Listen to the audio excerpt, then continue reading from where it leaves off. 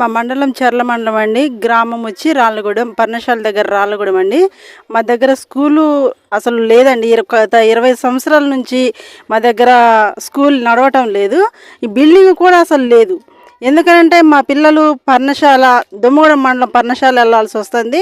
ముసలమాడుగుకు వెళ్ళాల్సి వస్తుంది. చిన్న చిన్న పిల్లలు ఒక 5 సంవత్సరాలు, ఒక 2-3 సంవత్సరాల నుంచి వాళ్ళు వెళ్తూ ఉంటే యాక్సిడెంట్లు, పెద్ద పెద్ద యాక్సిడెంట్లు అయితేనే తల్లిదండ్రులు మేము మా గుండెలల్లో మా పిల్లల్ని పెట్టుకొని వాళ్ళని వస్తారా రారా అని చాలా బాధతో ఏడుపుతో ఏడ్చిన రోజులు కూడా ఉన్నాయండి మా దగ్గర.